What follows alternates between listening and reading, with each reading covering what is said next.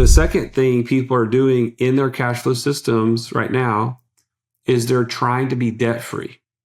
They're trying to pay down their debts as fast as possible. They're following the Dave Ramseys of the world and saying, oh man, I just need to take every extra dollar and pay down debt, pay down debt, pay down debt. And I'm going to tell you, if you want financial freedom today, stop doing it. Man, debt freedom does not equal financial freedom. Stop paying off the student loan debt. Stop paying down your mortgage. Stop paying off cars and credit cards and all that sort of stuff, unless some people are doing things with money that go against what they say they want their life to look like. What's up, guys? It's Jordan with the Laundromat Resource Podcast. This is show 191. And as always, I am pumped you're here today because today we're going to talk about building wealth. We got Joey Mure back on the show, and he's with Wealth Without Wall Street. And we talk about building wealth and how to utilize your business and other tools to build wealth. The reason I love having Joey on the show is because, listen, this journey in business ownership, it's really easy to get focused in on the day-to-day of running our laundromats and all of that. But every now and then, it's good to zoom out and to remember why we're doing this stuff. We're building businesses, yes, to serve our communities and to make money and all that stuff. But really, listen, we're building these businesses to build the lives that we want to have for ourselves and our families. And it's good to think strategically about how we're actually utilizing the tools and the assets that we have in order to do that and to maximize those, right? So that's what this episode is all about. Tons of good stuff, very practical wealth building stuff, both laundromat specific and just wealth building in general. And I wanted to say up front that Joey and I are going to jump on a live webinar / Q&A on May 7th. In order to talk more about this and get a little bit more in depth on how you can utilize some of the tools we talk about in there, and also to answer some of your questions about some of the wealth building techniques, both laundromat related and just in general that we talk about in this episode. You're going to love it. I promise you that. And if you don't, send me an email, jordan@laundromatresource.com, and I will refund all the money you spent to listen to this episode. But seriously, so much good stuff. So again, that webinar is May 7th, 2 p.m. Pacific time, 5 p.m. Eastern time. So make sure you check that out. And you can sign up for that either on our events page or at wealthwithoutwallstreet.com/laundromat resource. All right. Listen, you're about to be convinced you need to be at that webinar with Joey right now. Joey Mure, like puree. How's it going, man? How you doing? Man, it's so good to be with you, brother. Right back at you. I know we had you and Russ on a while back, but it's been a little while since you've been on the show. So it's awesome to have you back. And I'm excited about today's topic too. I mean, we're talking financial freedom, which is, listen, like that's the driver for so many of us that are in this business, and really in most businesses, is that financial freedom. So I'm excited to chat with you about that today. Real quick, why don't you give us just a real brief bio on you and who you are, and then we'll jump into it. Dude, I am all about freedom. So that's why I love being on places like this with you, because, dude, my life is surrounded by freedom. If it starts with spiritual freedom for me, man. If I didn't have a relationship with Christ that led to all other freedoms, just to be frank with you, it's what drives me. It's my impact on this world. But I'll back up 1 second and say, I got into the financial world back in 2003 in the mortgage business. And I've always loved helping people with their financial picture. But it was in 2014 that I really got fired up about some of the things we're going to talk about today that changed my whole paradigm on how to comprehensively help people become free in all areas of their life in terms of their whole financial picture, not just this mortgage situation. And so I left my job, over $300,000 a year in the mortgage business. My wife was pregnant with our fourth daughter. And I cold turkey walked away from the career to say, this is so important for people to know. I'm compelled to leave my job and go and help people do this. So that's just a little taste of how Wealth Without Wall Street was born in 2014. Awesome. Well, listen, you've got many of our interests piqued, I'm sure, by saying you're walking away from a $300,000 income, especially with the fourth daughter. I mean, 4 daughters, man. How are you? I actually have 5. I have 5 daughters. 5. How are you upright right now? Like, Dude, how? I mean, you barely have any gray hairs. More than the last time we talked, but just pray for me, bro. That's all I can say. Every day, man. Every day. And I'm not sure it's going to be enough for you, honestly. Like, you may be a lost cause. I don't know. All right. Well, let's talk about freedom here. That's what we're here to talk about. That's what I'm excited about. That's what I'm excited about for the people listening here too. It's why I do what I do, to help people achieve financial freedom. If laundromats happen to be the vehicle of choice for anybody, and it's just that, right? It's just one vehicle that can, I happen to think it's a really good vehicle, but it's one vehicle that can help you achieve that goal of financial freedom if that's your goal out there. So, what do you know about freedom? What do we need to, where should we start here? Well, let's first start with the problem, right? I think at the end of the day, if you are listening to us right now and you are driving to work and you're dreading it, that is not where you're meant to be, right? There's something that is off about how you're meant to serve this world. There's something much bigger that you are looking for. If you are the person like I was, and I'll just share a personal story, working on this hamster wheel, right? The 60-hour-a-week hamster wheel where you are killing yourself to always be available. I was that mortgage guy. I was always available because if you aren't available, all of a sudden those referrals from real estate agents and other professionals dry up because they can't rely on you to be there whenever they need the deal. So I'm sitting in a condo at the beach, my favorite place to be, with my family, my wife and 5 daughters, as I mentioned. And I just tell them, hey, I have to take this one last phone call. And what do? They go down to the beach, and 3 hours later, I'm walking down to that beach on a boardwalk. I don't know if you can kind of picture it. And there's my family walking the opposite way back up to the condo. And they've got this just picture of disappointment on their face, disgust and disappointment. Because here I am working so hard so they can have nice things and go on this vacation. But I am physically there and mentally miles away.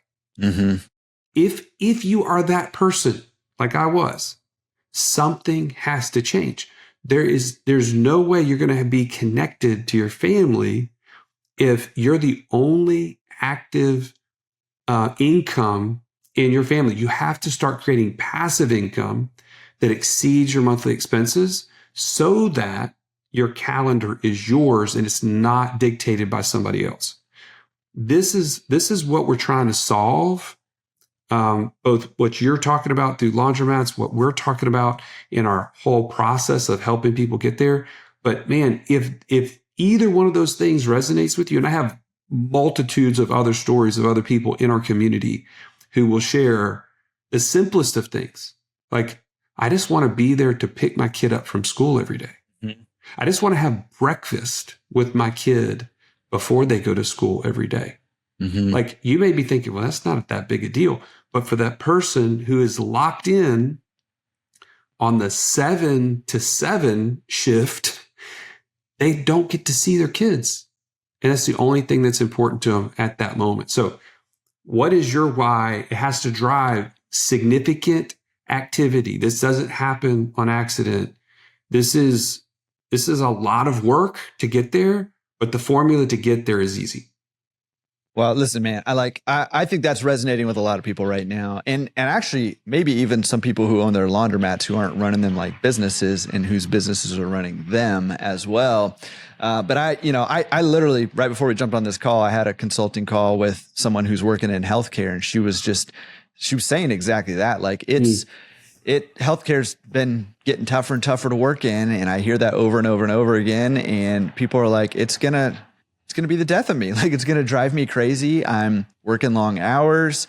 It's emotionally exhausting, and I'm not building anything for myself. And I think that's another aspect of this journey here, right? When, even if you're making $300,000 or more or less or whatever, making good income, you're not building anything for yourself as well. And I think that is getting more and more important as as things are just, they're crazy, man. Like, all over the place, things are crazy, and owning some things something that you're building, something that you own, that is working for you, whether you're there working or not, I just think it's crucial right now, more crucial than it's ever been, I would say.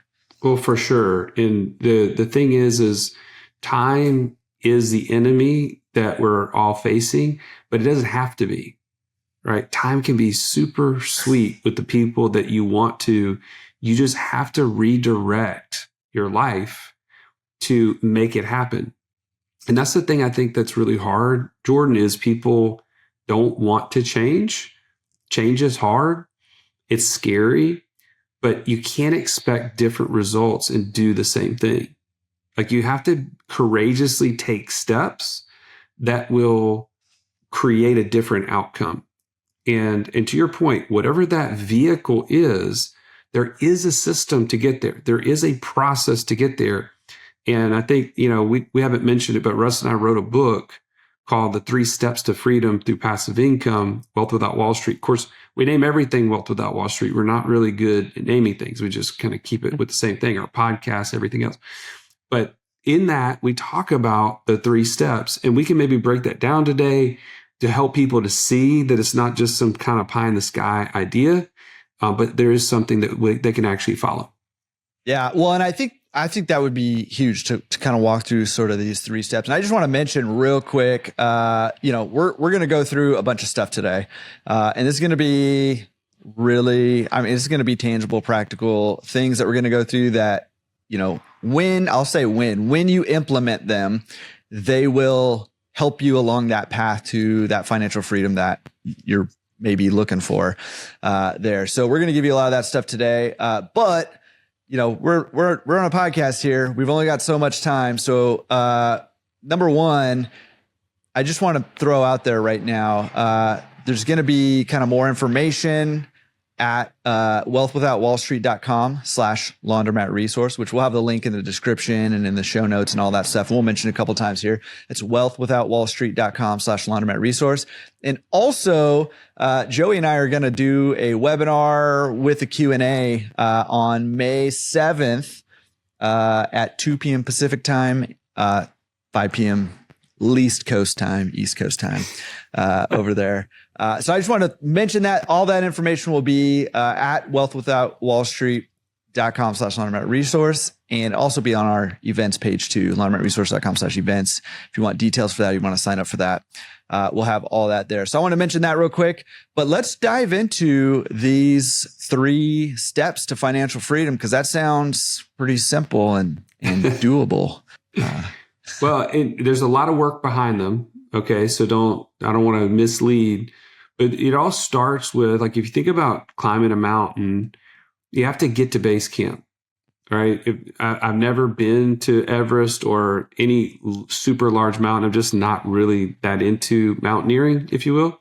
But I do know from the people who are experts that you have to get to base camp before you can do anything.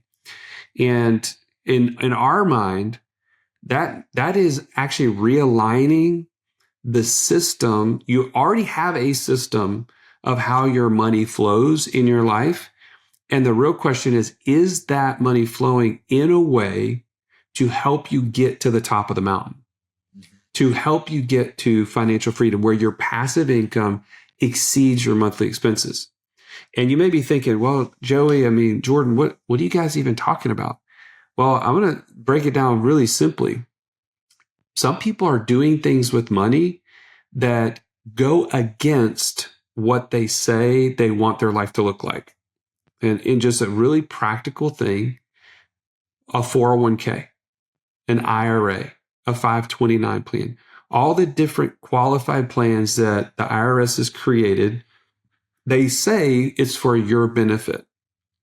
But you tell me, and Jordan, you can kind of agree, the people in your community say this the same. I want financial freedom today, right? Yesterday. I may be 35, 40 years old.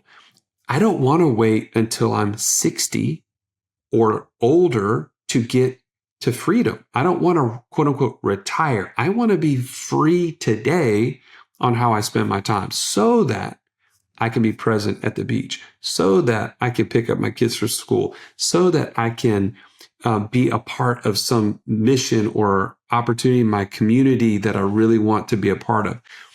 And what's going to happen is a 401k, an IRA, all those things lock up your money until you're 59 and a half. So if you're 35, you've literally told me you want freedom today, and you're putting it out, the money availability, until you're 60 or later, 59 and a half to be exact.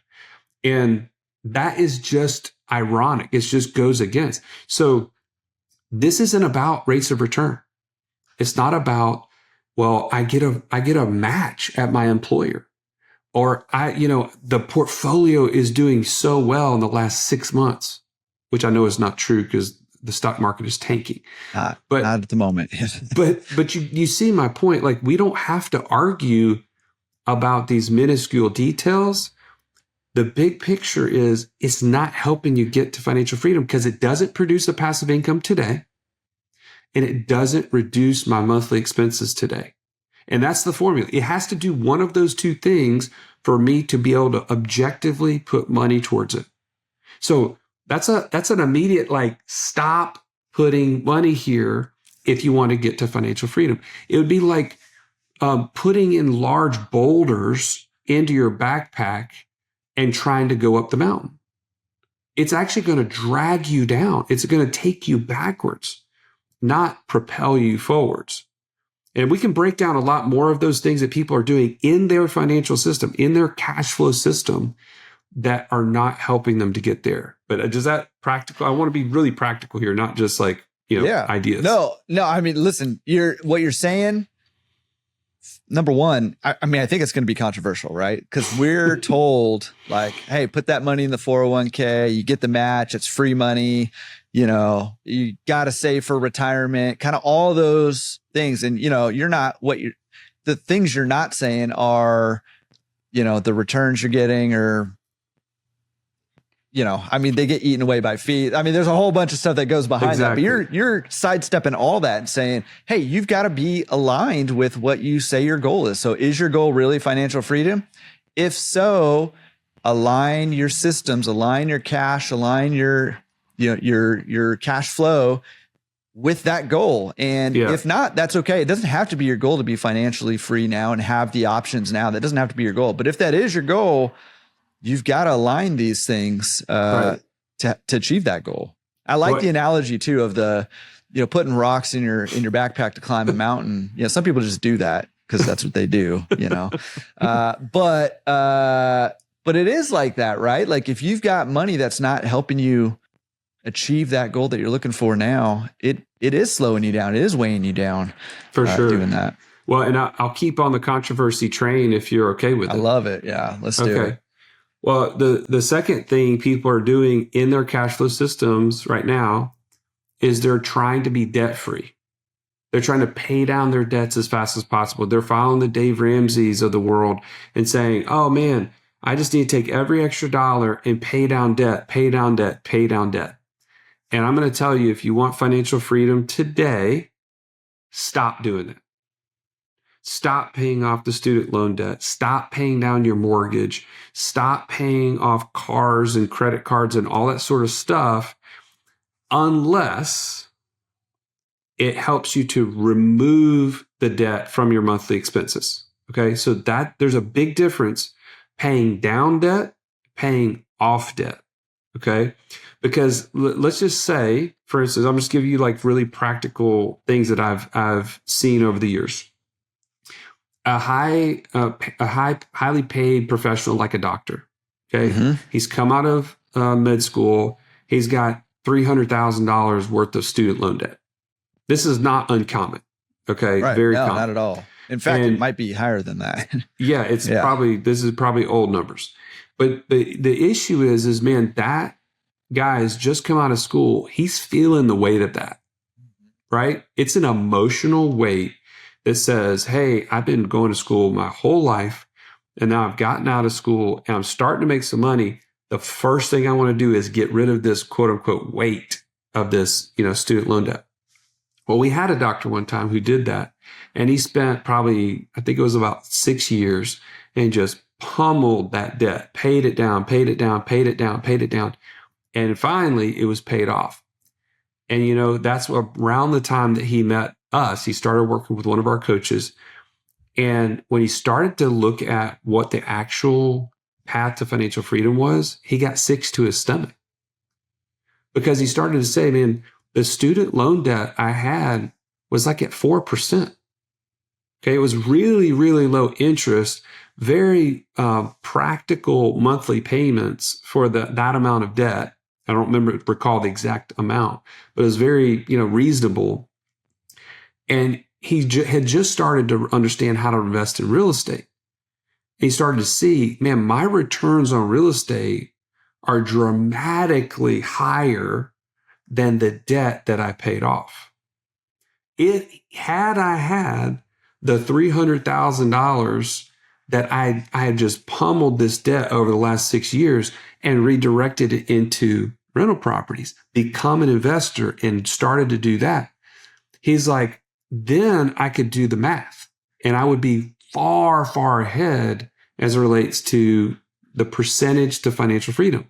Because again, think about this for just a second. Let's just say his student loan debts and everything, his monthly expenses were $10,000 a month. Okay. And maybe the student loan was $2,000. I don't know. I'm just coming making up with this. Numbers. Yeah. I got it. The same as $2,000 a month. Time. And he's got $10,000 in total expenses. Had he had that $300,000, he could have put that into, I'm just using rental properties, which aren't even as profitable as laundromats, right? That's right. $300,000 in down payments on rental properties. Let's just say he could put, let's say $50,000 on down payments for these houses. Okay. So that's 6 houses. And let's say each one of those houses was, $500 a month cash flow. So he's got 6 houses at $500 a month cash flow, not to mention the tax benefits and other things. He's created $3,000 a month with that money versus the $2,000 that he had on the student loan debt. So keep up with the math. He created $3,000 passive income that exceeded $2,000 a month on his student loan debt. Which one was the better payoff? If he paid off the $2,000, he still has 0 passive income. He's 0% of the way to financial freedom. But because if he had created $3,000 a month in student or in rental property income, he's $3,000 against $10,000 in total expenses. He's 30% of the way to financial freedom. Which one do you think makes him sleep better at night in light of his occupation, in light of losing his job, in light of the economy going down, in light of, you fill in the blank? I think having 30% of the way to freedom is far better than being at 0 and having your student loan paid off. So the takeaway is, stop putting money down on your house mortgage and paying it off faster, because it's not creating a passive income today. And it's not reducing the monthly expense, because your mortgage payment is still the same, whether you pay extra on it every month or not. The only difference is I can't go to the mortgage company 6 months from now and say, oof, you know what? I've had a bad month. Could I just get some of that extra money that I put on the house note back? I just need a little, emergency money. Can you just send that back to me? They'll laugh at you. Like it's no longer your money. It's their money. You've paid it to them, and you have to now qualify to get that money back. Ask me how I know, right? I was in the mortgage business, and I helped people refinance from 30 years to 15 years. And right before 2008, I helped this guy. He's like 56 at the time. He's like, man, this is what I need to do. We're, got to retire. And so I'm going to flip it to a 15-year mortgage. Well, 6 months later, he loses his job in 2008. And now his mortgage payment's higher than what it was at a 30-year. And guess what? He can't find a job. He went from having a reasonable payment that he could handle to a higher payment that he needed that job to be there for. And he almost lost his house completely, even though he had 50% equity in the house, because he couldn't pay the payments. He was struggling so bad. Anyway, there's a lot more around that, but man, debt freedom does not equal financial freedom. Yeah. And you're right. You're on the controversy train here still. I mean, it is. And I'm wholeheartedly agree. And again, the thing you didn't mention in that example is not only do you have to qualify to get that money back, you also have to pay fees to get that money back, right? Like every time. All that eats into all that stuff, right? So, I'm with you on this side of the train, or this particular train on the debt. And I get, like, I've got family members who are on the debt free train over there. And that's fine. Like, there's nothing wrong with it. But again, this has to do with aligning your actions with your goals, right? And exactly. If your goal is to be financially free, there is a difference between financial freedom and debt freedom. Debt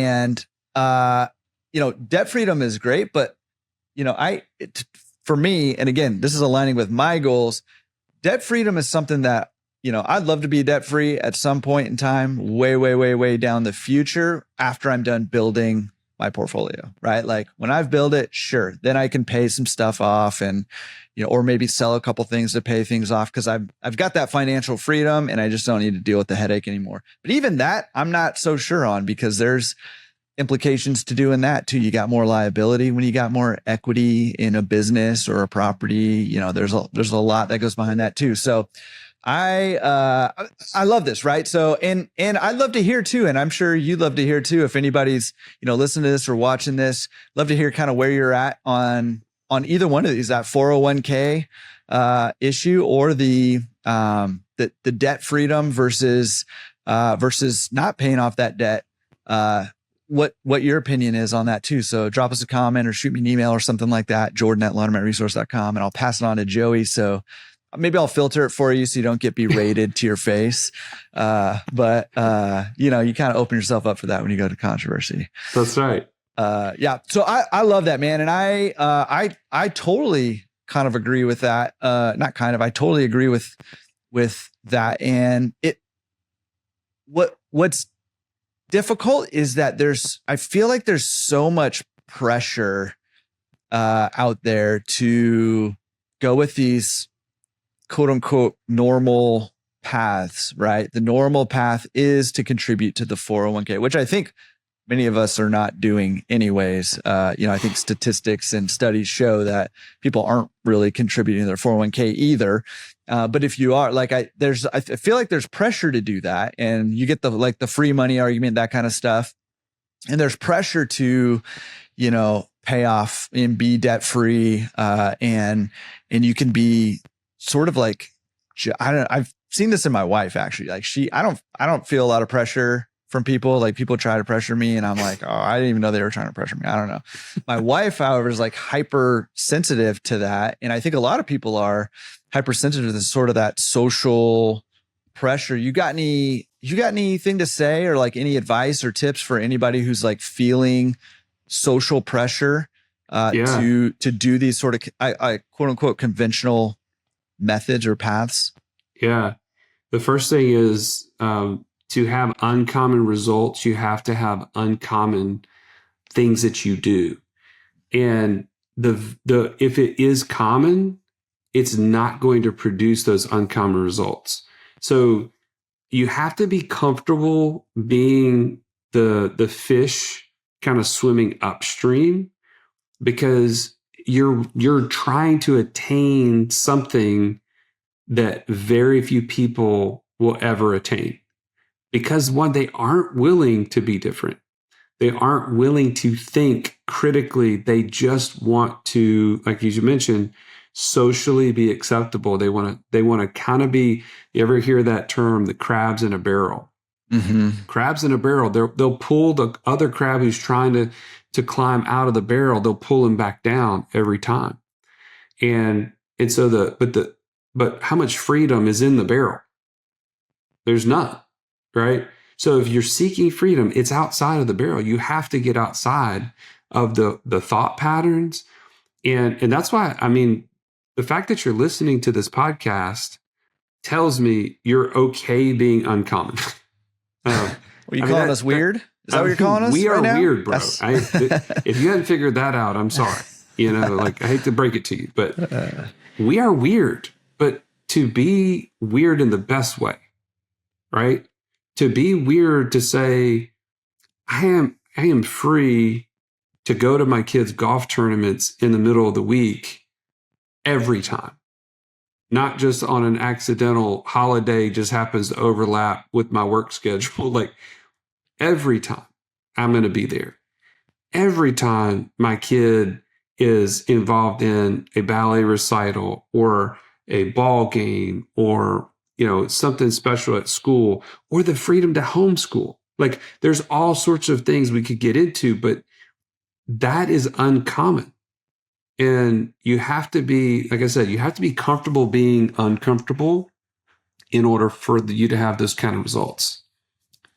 Yeah. I mean, I love that. To have uncommon results, you have to take uncommon actions, right? And I'll throw in one more kind of piece of advice, because, like I said, that pressure is real.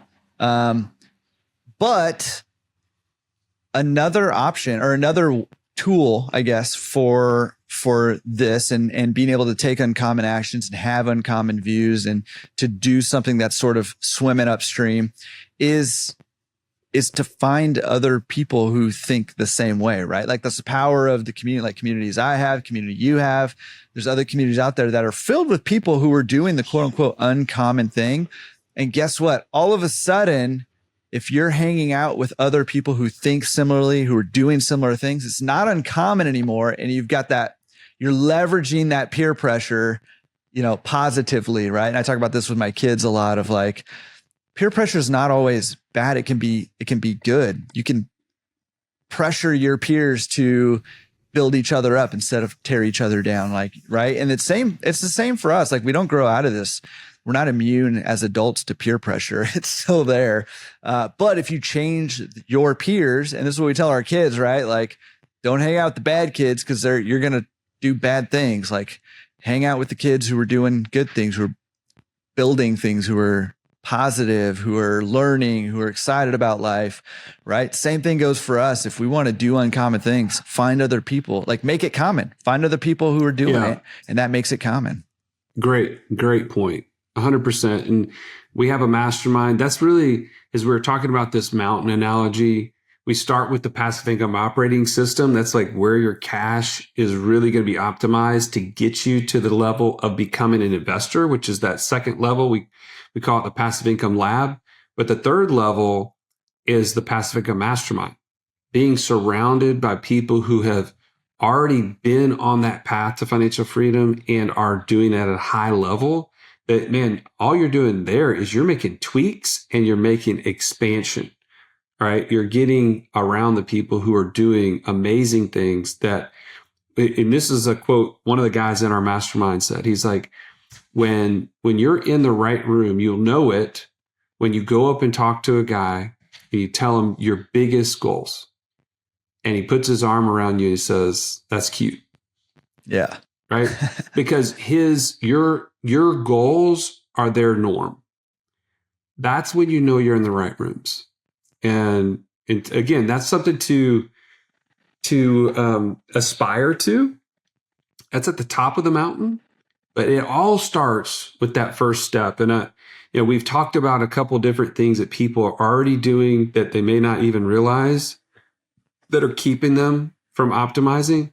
The third thing, if I can just kind of quickly touch on it, is they've got their money flowing into their income, then it goes out in expenses, but they never get it over into a place that they can then own and control and start using it to buy assets. And it starts by stopping, things like 401k contributions, IRAs, 529s. But then you have to figure out where's the best place for it to park in the meantime.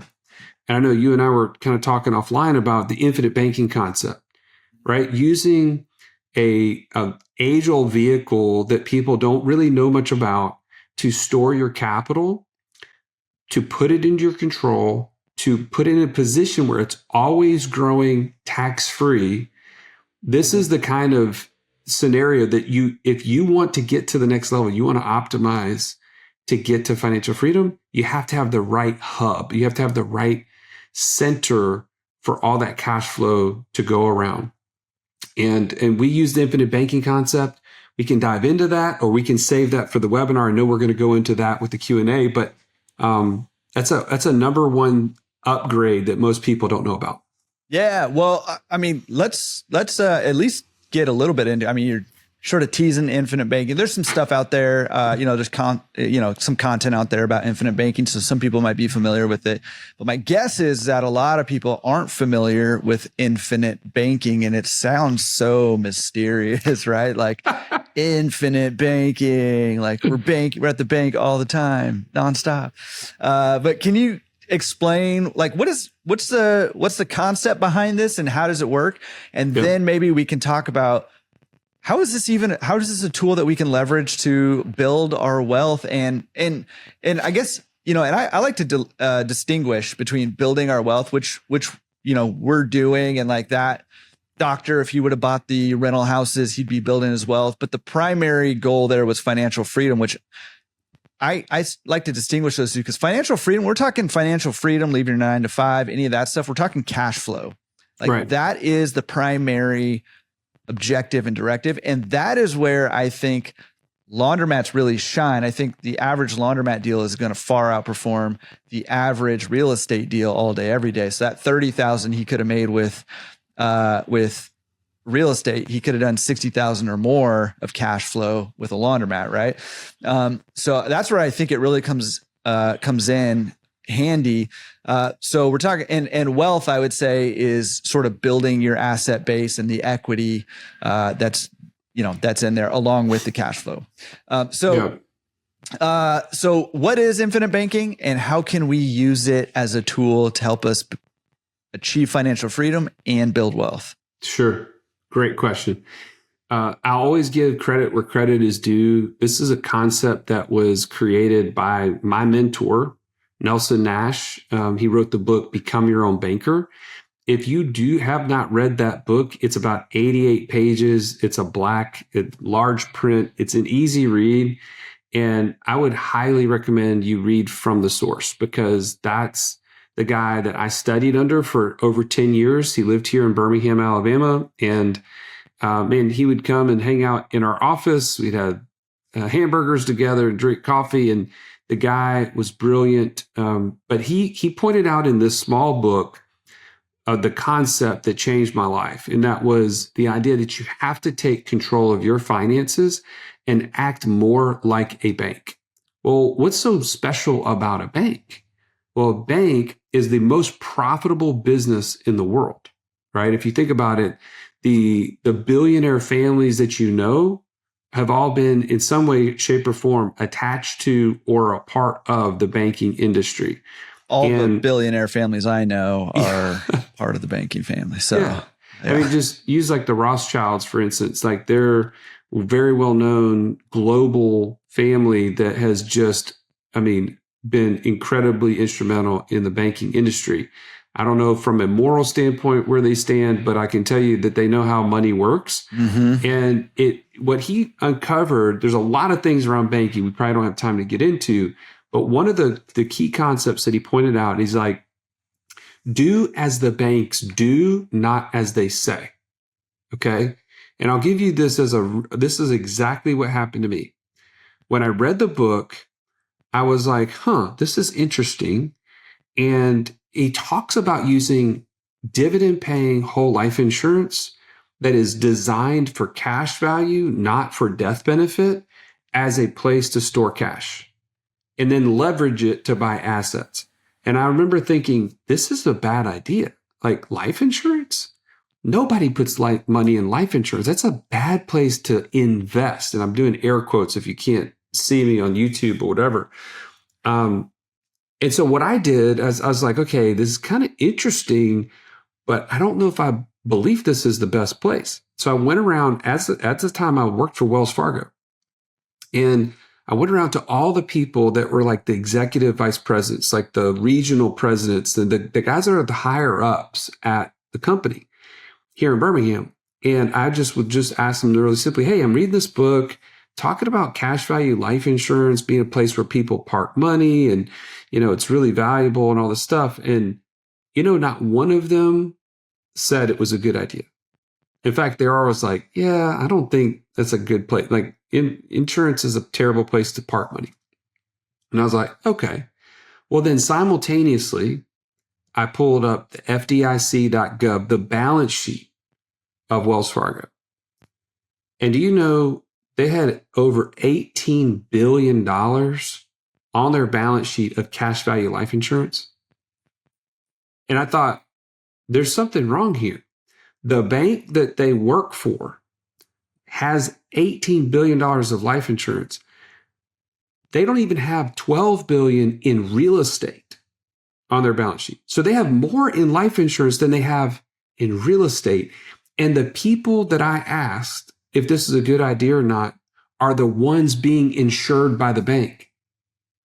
So imagine that. Jordan, you and I are having a conversation. You're the executive vice president of the region. And I say, hey, this is a good idea. And you are insured by the company that you work for. And you have no clue that this is happening. So that's when it was like an aha moment for me. They store cash there because it's a great place to store cash. It has way more benefits than just putting money in a savings account.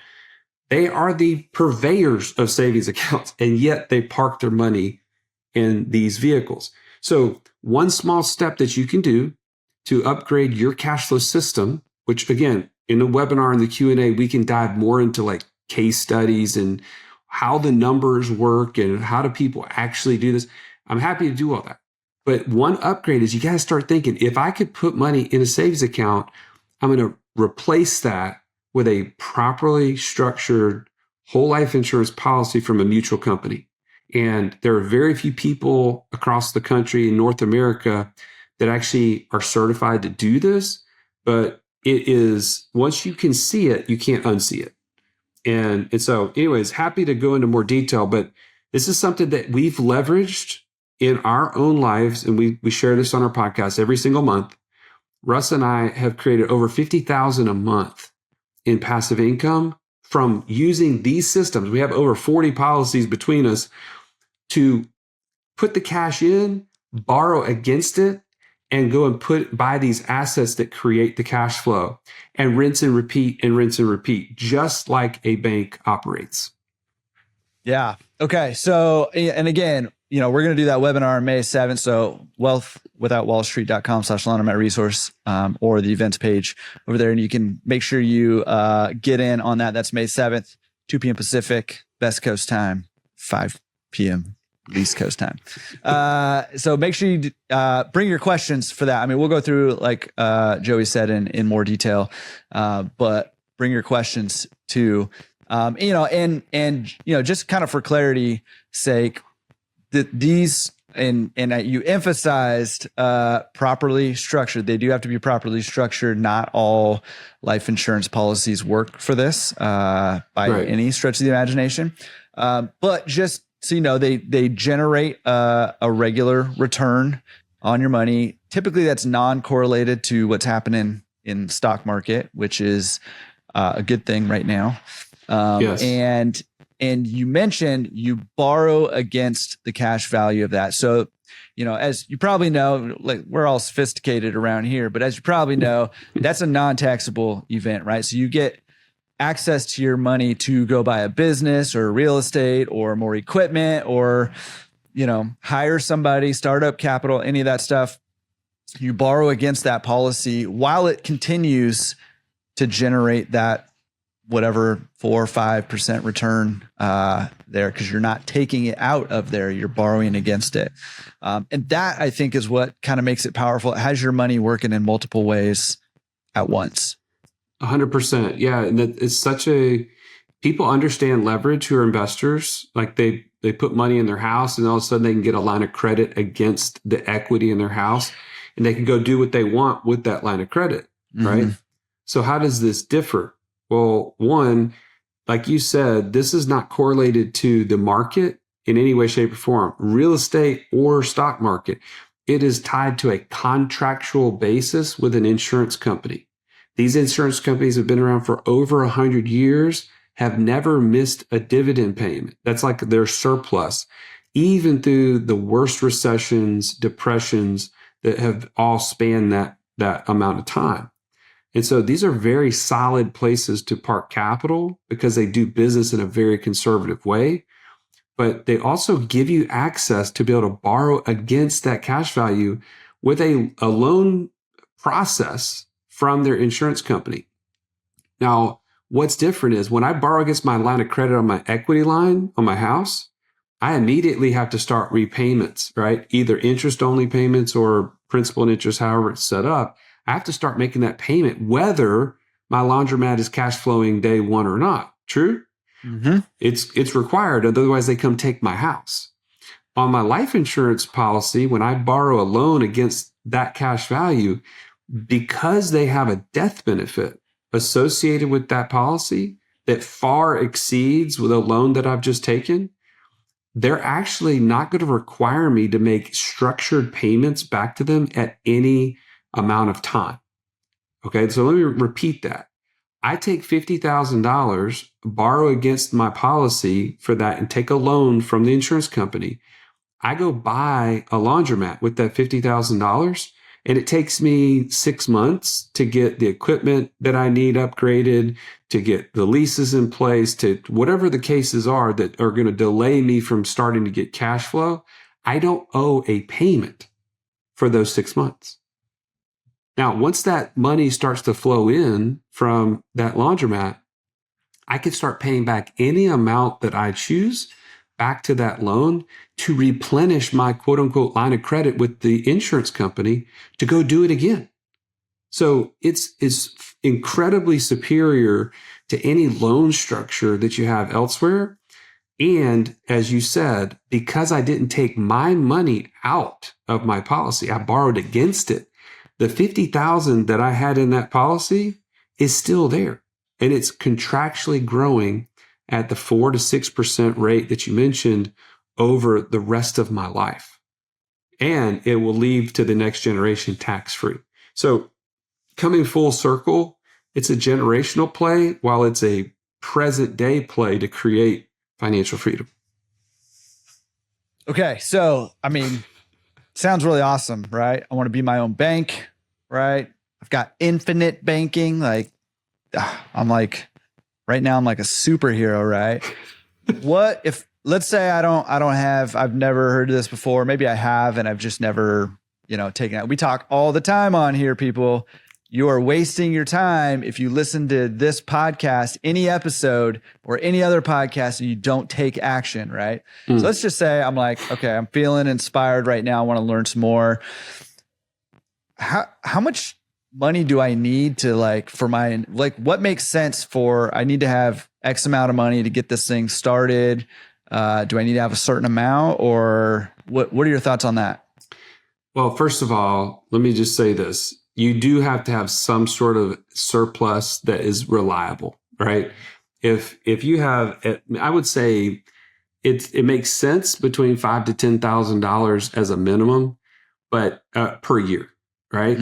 But the bigger thing is this: if you're operating with a cash flow system, you haven't had somebody really help you look at where you're putting money and how your money is flowing through your banking system as it stands today, chances are you don't think you have as much cash flow as you actually do. And I'll give you this as an example. My very first policy that I created was $2,000 a month. And I told you I was making $300,000 at the time, right? Mm-hmm. Most people would be like, well, dang, where was the rest of your money going? Well, at the time, I was doing stuff with money that wasn't really helping me get to financial freedom. And I just heard this infinite banking. I started down the path, and all I could see was this $2,000 a month I could definitely, part with every month.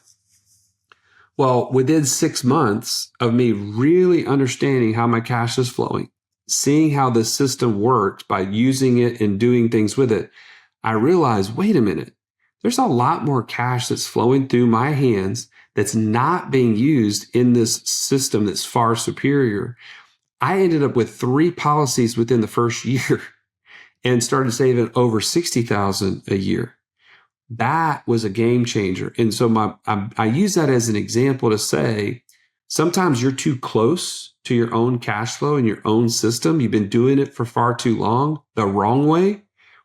We actually have our coaches walk you through a process that helps you uncover that there may be more places that you're leaking cash or you're missing opportunity. And so I just highly encourage you, work with a practitioner that understands this and literally be open-minded about where have I been putting money and challenge your thinking. Because again, to do uncommon things, you have to have uncommon practices or actions. Yeah, that's awesome. Okay, so listen, again, we're doing that webinar. I highly encourage you to come, bring your questions, explore this. And I don't recommend that you jump into this without doing a little bit of research and understanding it. And, I think it's important to have the right systems in place, but I think it's also important for you to understand how those systems are helping you achieve your goal, right? And so here's a tool for you. And, we both think it's a very powerful tool that can help you achieve your goal if your goal is financial freedom and building wealth. But you need to kind of understand how that works. So definitely, come to the webinar May 7th and do all that. However, maybe somebody's listening right now who's like, I get it. I've got the concept. I've done a little research on my own. I'm just hearing this again. And right now, for whatever reason, it's clicking. How do they connect up with you to talk to one of your coaches about that? Well, I'll tell you, you could go to the webinar link that we're going to put on here, okay? Because there's also going to be some contact information at wealthwithoutwallstreet.com/Laundromat Resource. But you could also reach out on our community. We have a whole community page, and you can get access to our coaches that way, or wealthwithoutwallstreet.com/free call. That will literally get you in line to talk to an expert, and they will walk you through exactly what that entails. And there actually could be a significant discount just for being a member or a listener here to Laundromat Resource. So love to have you join us there, and just to take massive action. So thank you for letting me be able to share that today. Yeah, I hope you saw if you're watching this, I hope you saw the fear in Joey's eyes when he said there might be a massive discount, because I had to physically force him to offer that, and all that Krav Maga. I'm glaring at him right now, being like, don't forget. Big discounts, big. We don't want small discounts here. We want big discounts. No, but seriously, so check out wealthwithoutwallstreet.com/Laundromat Resource over there. And, not only will that kind of give you some more information and direct you to the right people, but they'll also know that you're either in or interested in the laundromat space. So that'll give them a little context to be able to help you even further on that coaching. Okay. So we've got this sort of operating system that you guys have and have put together. And thank you for kind of walking us through all that. We've got some of these like controversial, I put that in quotes. I mean, it is controversial, but literally, really, like if your goal is financial freedom and to be able to have those options now, not later, not when you're, 60, 65 is like pretty generous, I think, for most people. I think People are looking at a longer time frame than that. But if your goal is sooner rather than later, like it really shouldn't be all that controversial. Now, maybe there's a little nuance there, like you were kind of mentioning with what debts do we pay off and what debts do we not pay off, early on, but really not that controversial if your goal really is that financial freedom. But yeah, we talked about all that stuff and a little bit about the lab. And real quick, I mean, you guys have, and we've done some stuff together. I did some stuff for your guys's. Can you talk briefly about investor DNA and what that is and how you guys can help people determine what that is? That was not something that was on the agenda here, but I thought it was a pretty cool tool. Oh, yeah. No, I think it's one of the things that really separates each of us as investors is, God's really designed you with a specific way that you see the world, with a specific set of experiences, maybe skill sets that he's gifted you with. And, those things are not just not involved when it comes to your investing career. Like becoming an investor is understanding that there are certain things that will align with who you are as an investor. Some people would be like, oh man, well, Jordan, you had so much success with laundromats. Maybe everybody should do laundromats. And the answer is absolutely not. Because there are things about being a laundromat owner that may be terrible for someone who has a different kind of a personality sense and experience than what you've had. And the same would be true with me. We've done a lot with the land flipping space and had a lot of success. But there's a lot of people that have failed miserably by going down that path. What we've done is we've created a profile system called the Investor DNA that you take an assessment and then you use that to hold it up against, we call it the passive income matrix of about 15 or 16 different passive income strategies and how you will see the pros, the cons, and maybe even the resources necessary to be successful in each one of those verticals. And it helps the person. I think most people listening to your show right now, Jordan, are pretty dialed in. This is my strategy. This is the path. But for people that don't know that, this is a tool in that passive income lab that we talk about that really helps people to narrow down and filter down to what is my investor buy box? What do I need to be looking for?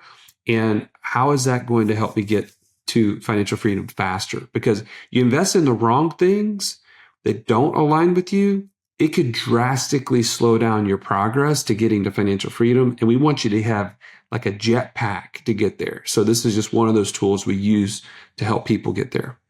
Yeah. And the reason I wanted to bring that up is because I do think a lot of people are dialed in on laundromats listening to this, but maybe not everybody. And I know there's probably people listening to this who are exploring laundromats and trying to see where they're at. And, genuinely, I started Laundromat Resource for people who want to achieve financial freedom, and laundromats are their vehicle, right? But that, like you said, it's not for everybody. And I don't want people getting into this industry who it's not going to align for them, because it's going to be throwing more rocks in your backpack to climb up that mountain, right?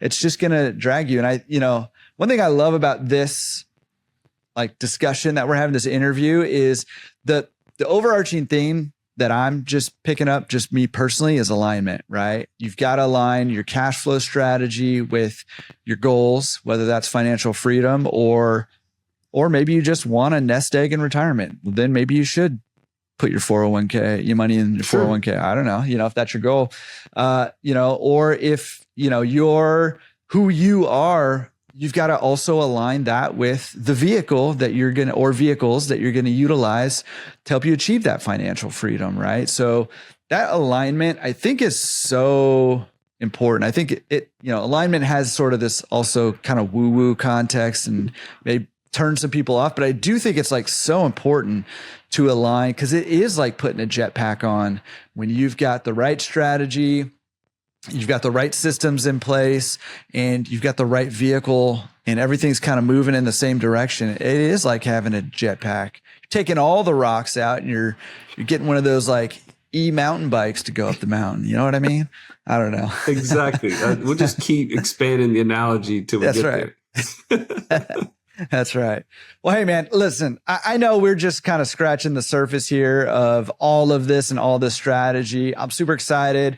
Again, wealthwithoutwallstreet.com/laundromat resource. And that webinar is May 7th, 2 p.m. Best Coast time, 5 p.m. East Coast time. And I'm excited to kind of dig into it some more, get into a little more detail of aligning cash flow strategies. And I don't know, maybe we can come up with one or two more controversial things to talk about. Just always stoke the fire over there. But also, man, I'm excited to talk more about the infinite banking system and how that can be utilized to grow wealth too, and get more detail and hopefully answer some questions about that. And then always we just have fun talking about whatever we're talking about. So it'll be a good time as well. Likewise. Yeah, for sure. It's always a joy to be able to talk with people who are like-minded and helping people get to freedom. So love it. Awesome. Anything else you need to leave us with before we close this thing up? Man, I feel like we have beat this drum a little bit, but I'm going to just leave you with this. Be courageous on your path to going against the grain. It is not going to be comfortable at first, but it is addicting, because as soon as you start to see that kind of come together, it's all of a sudden, it's like a flywheel. You build that first piece of passive income and you're like, whoa, this is possible. And then it becomes the second one. It gets easier. And the third one becomes easier. And then you've got momentum because the system is feeding itself and you have a lot more confidence behind the scenes. So I just want to encourage you, your family, your why, whatever that is worth it. It is worth the hard work, and you can get there. And if a knucklehead from Birmingham, Alabama can do it, anybody can do it. Hey, there's no argument here. I know you, and I'm a believer. If you can do it, anybody can do it. So no, and I mean, beat that drum, because listen, this is not one of those things where you're like, okay, I get it, and you go. This is something you need to continue to come back to, like, right? Like, I got it. If I want something different, I got to do something different. If I want something different, I got to do something different. People are telling me, like, so many people told me I'm crazy when I bought my first laundromat. And it happened to be that they were right about that one particular laundromat, but not the strategy in general. And that was a tough pill to swallow. Like, honestly, like, I'm sitting here struggling with my laundromat, and I'm like, man, everybody told me this was a bad idea. And it's looking like maybe it was, right? But, you know, it's something you gotta like brainwash yourself, or just listen to this episode over and over and over and let Joey brainwash you over and over and over, because it is something you got to continually remind yourself, and especially until that flywheel gets working, and then, you know, then you're off to the races. So, dude, this is awesome. As always, like, love hanging out, love talking, but you just bring in so many like good, tangible things to help us on our path towards financial freedom, and I really appreciate you taking the time to do it. Oh man, likewise. Always a pleasure to be with you. Awesome, man. Well, I'll see you May 7th, and all of you guys and your friends, bring your friends as well. Listen, if in all honesty, like, this is not as much laundromat specific. This is wealth building. So if you've got anybody else who's on this journey to wealth building and they're using different vehicles, this would be a good one to invite them to. So we'll see you on May 7th, and see the rest of you guys on May 7th as well. All right. I know that was incredible for you. Listen, as always, pick something, put it into action. I don't want to belabor that. Maybe your one action step today, I'm just going to make it easy, a nice, easy layup for you on your action step today is head over to wealthwithoutwallstreet.com/laundromat resource. Sign up for that webinar for May 7th, 2 p.m. Pacific, 5 p.m. Eastern, and join us over there. Get a little bit more in depth on some of the stuff we talked about today, and also get some questions answered. So bring some questions, bring a notebook or your notes app or wherever you write down stuff that you're gonna forget. And let's build wealth together. That's what this is all about. All right. We'll see you next week. Peace.